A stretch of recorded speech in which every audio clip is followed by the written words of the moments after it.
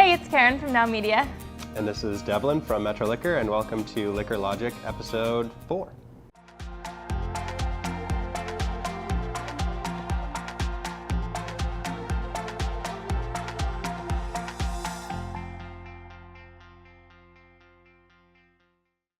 So this week we are going to be doing the A to Z of wine.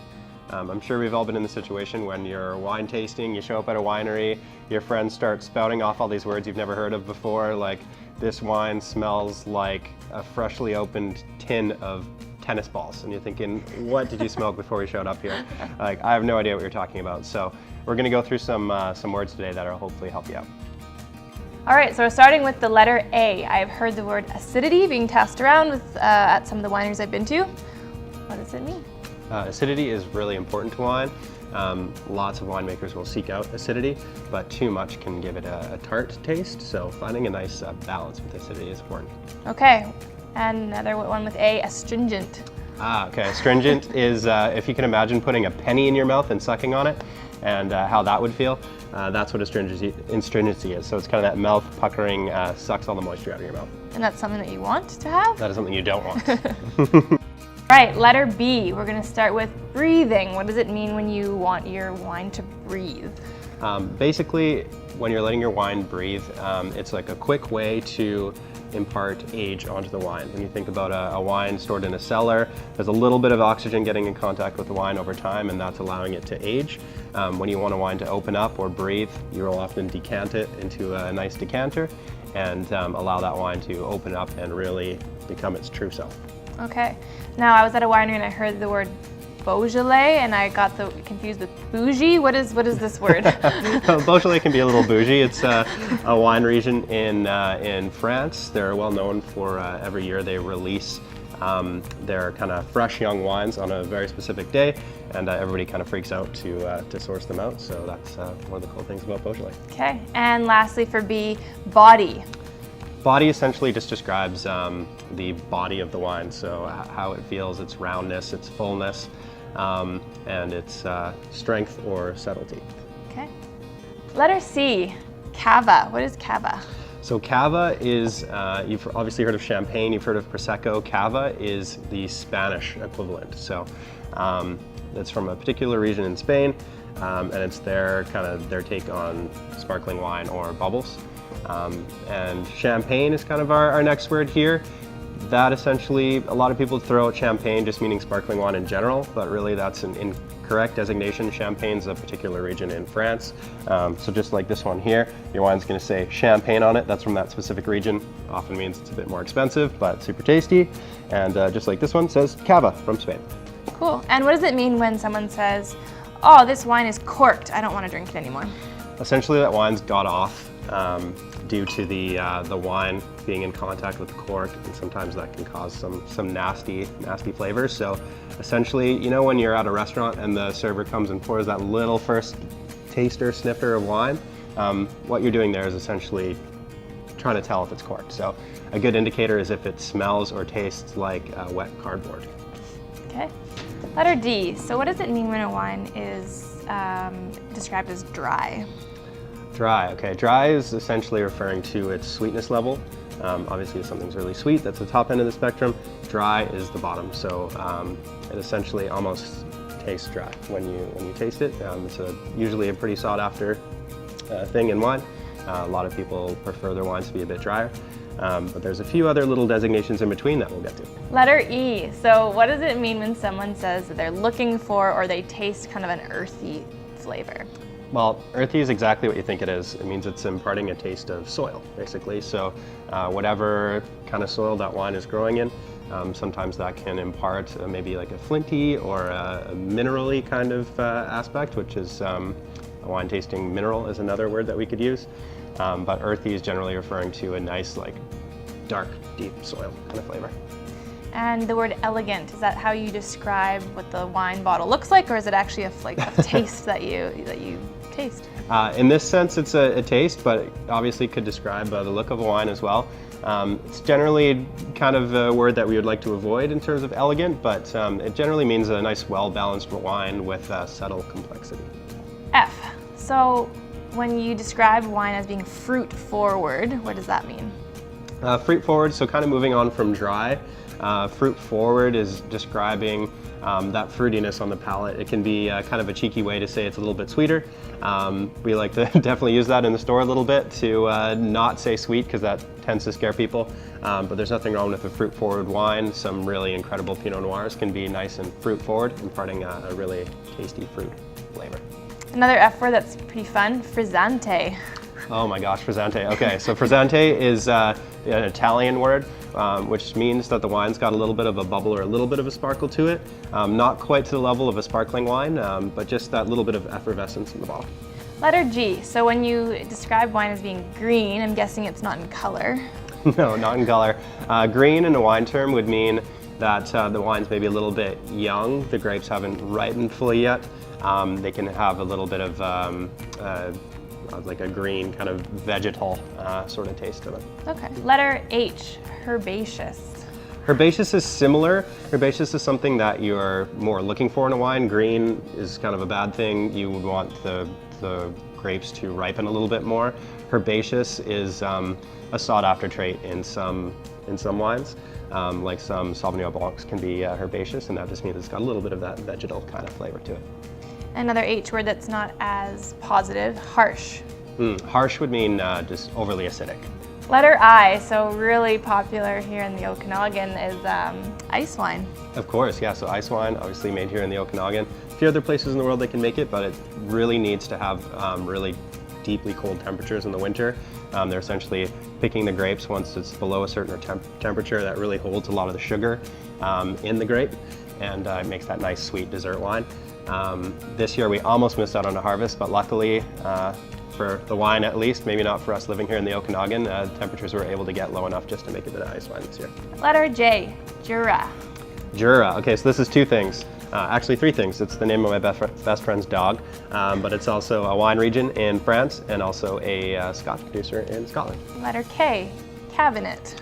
Cabinet, so yeah, so not like the cabinet in your kitchen, but spelt with a K. It's a German word and it means dry. Letter L, so kind of a funny word for describing wine, but legs. Yeah, so this is kind of an often thrown around term. It doesn't necessarily mean anything important, but all it's referring to is the little streams of wine that kind of come down the side of your glass after you swirl it. Some people think it means different things like high levels of glycerin or something like that, but it's not really important for actual wine tasting. So you want wine with nice legs. You want everything with nice legs. Letter M, we're gonna go full science. Malolactic fermentation. Yeah, this isn't a word lots of people have heard, but if you throw this one out in a wine tasting, you'll definitely impress some Brownie people. points. So malolactic fermentation refers to the secondary fermentation that happens in the production of wine. It's what produces the diacetyl, I believe, which gives Chardonnay wines that nice buttery flavor. So obviously sought after in some wines, but not in others. Letter N, so what does it mean when someone talks about New World wine? Well, just like in a social studies class, a New World wine refers to North America, South America, Australia as well, New Zealand. Those are kind of New World wine regions. Sometimes the grapes that are growing there aren't necessarily as Old World wines, which would be Europe. And I would actually throw South Africa into the Old World wine mix as well. A lot of their vines there are very old. Another N word, natural wine. So we're looking at kind of, is it organic or is that kind of like where you're going with that? Or? Sort of, yeah. So it's kind of along that same idea. Natural wine is kind of a growing trend in the industry. A lot of local producers are actually now making local wine. There's some producers down south in the valley. Sunday in August is a cool one. Rigger and Whimsy is another cool one. And Echo Bay, I believe, is another one. And essentially, the idea is that it's low intervention wine. So that means they're not adding in a lot of additives. They're not putting in their own yeast. They're essentially just growing the grapes, plucking off the vine, throwing them in the fermentation tanks or whatever, and letting the natural yeast occurring on the skins do its thing.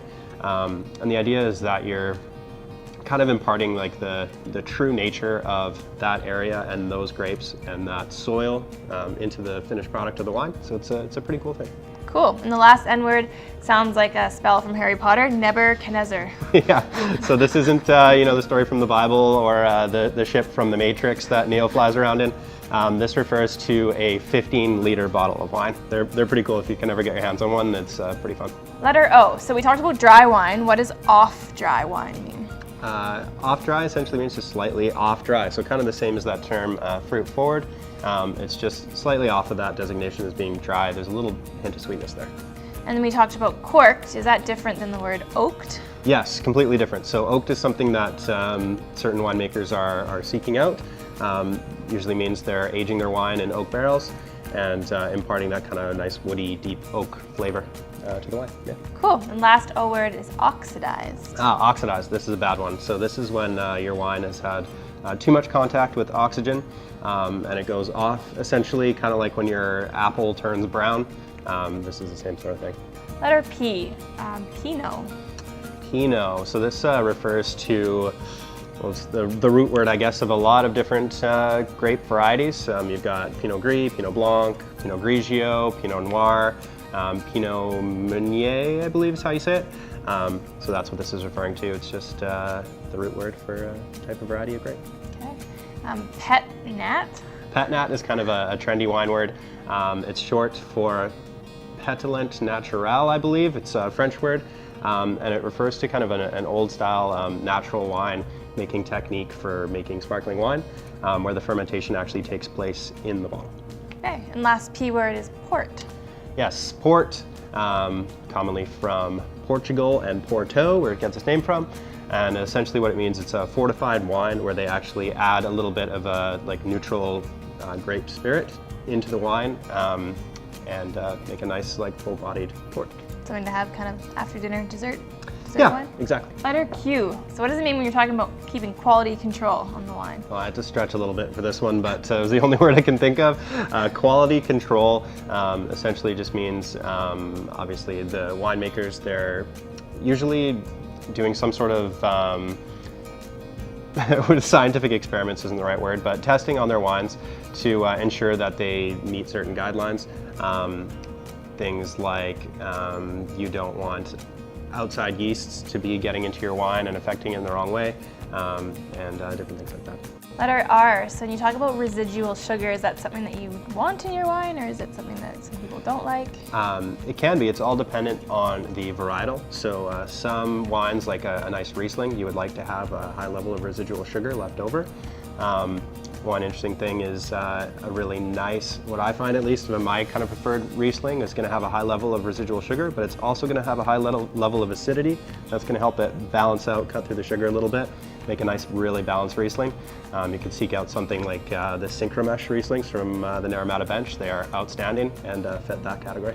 Okay, another R word, robust. What would that mean if you're describing a wine that's robust? This one's often used, but also a little ambiguous. It can refer to the amount of tannins. It can also just refer to the weight of the feel of the wine in your mouth, or just a nice, big, robust, full-bodied wine. So not necessarily a technical term, but often used. And one more word. If a wine is like a reserve wine, does that mean it's super special, exclusive, or? It can do. So certain parts of the world have actual legal definitions with reserve. Reserva in Spain means that it has to be aged for at least 3 years. Reserve, used in kind of the North American context, it can mean that it's from say a reserve block of the winery that's maybe a little higher in quality, and they're reserving those particular grapes for this wine. But often it can just be thrown onto a label to try and entice people to buy it. Doesn't necessarily mean anything. Letter S. So we've all had sake, had a couple sake bombs in our life. I actually don't even know what I was drinking. What is sake? Sake is a Japanese rice wine. So it's wine made of rice. Oh, okay. Another S is a sherry. Yeah, sherry is another fortified wine like port, but it's made with a particular grape variety, Palomino. And the last S word is we've all been led around by a sommelier. What gives them that designation? Sommelier, different from sommeliers, not the same thing. Sommeliers are experts that have been trained in wine, so it's actually quite a vigorous process to be an official sommelier. You can check out movies like Somm, I think that's still on Netflix. Really interesting, kind of explains the whole process of how to become an official sommelier. Letter T. terroir. Terroir is a very trendy wine word, and essentially just referring to the basically the location of the wine. So the soil, the sunlight, the climate, everything that would go into growing that grape, and a particular terroir will impart different characteristics on a wine. So kind of like I was mentioning with the natural wines, essentially what they're trying to do is impart an unblemished representation of the local terroir. Letter U. So you talked about oaked wine, now what's unoaked wine? Unoaked is essentially something like taking a Chardonnay that you would maybe expect something to be oaked, and you don't oak it. So you instead ferment the wine in stainless steel. So one of the things that you can do. And it just takes away that woody flavor and imparts something different in the wine. Letter V, we're gonna go triple V. What is variety versus varietal? So this is kind of still a debate going on. A lot of it comes down to preference, what word you want to use. Most of it's just grammatical. Essentially, variety is referring to the actual physical grape. It's a noun. So if there's some Cabernet Sauvignon growing in your winery, that is the variety. Whereas varietal is referring to the actual designation on the bottle. So something like a Cabernet Sauvignon that you pick off the shelf doesn't necessarily have to be 100% cab, it just has to be about 75%. And the last V word we see kind of in the stores when we're shopping, VQA. Yeah, VQA, so this is like a Canadian designation, and stands for Vintners Quality Alliance. And essentially it's just ensuring the quality of the grapes within our Canadian designation. Letter W, so white Zinfandel. Ah, Cougar juice. Basically, white Zinfandel, just like we were talking about the difference between variety and varietal, there's no such thing as a white Zinfandel grape, so there's no white Zinfandel variety, but it is a varietal. It's essentially just the regular Zinfandel grape that they've used to make that kind of rosé colored wine. Definitely very sweet. Anybody drinking white Zinfandel out there, I would beg you to try some of the other rosés out on offer, because they're really, really great, and you're missing out. Letter X, Xeris, it's a region of some sort? Yeah, so this is the original town where sherry comes from, and is kind of the root word of where sherry got its name. Obviously, you have to stretch to find a word that started with the letter X, but there we go. Letter Y, so we see yeast in baking and breads, but what does that have to do with wine? Essentially, it does the same function. It's the bacteria that eats away the sugars, creates the alcohol, but you can also use yeasty as kind of a describing word for a wine. If it's got that kind of like little bready flavor on the end. Some sparkling wines have that really nice finish. And why would you describe a wine as being young? All right, so this is similar but different to a wine being green. A green wine, as we discussed, is when the grapes haven't ripened for long enough yet. A young wine is the wine just hasn't aged enough yet, so it might just not have reached its full level of complexity yet, so you want to leave that to sit in your cellar a little bit longer. And lastly, letter Z, Zinfandel. Zinfandel, finally, the last one. So Zinfandel is a variety, if we're going to use the correct word, of grape. It's often grown in Spain, also a lot in California. It's a nice, big, full-bodied wine. Usually has some residual sugar to it, but really popular and really delicious. Awesome. Well, that was the A to Z wine. And if you have a word that you're not sure of that has to do with wine, make sure you comment in the comments below, and you could win a $25 gift card to Metro Liquor. Yeah, I'll do my best to answer your questions, find your wine words. I'm just kind of butchering this as I go along, so if there's anything I've said wrong, feel free to correct me down below. I take criticism positively, so yeah, let's talk.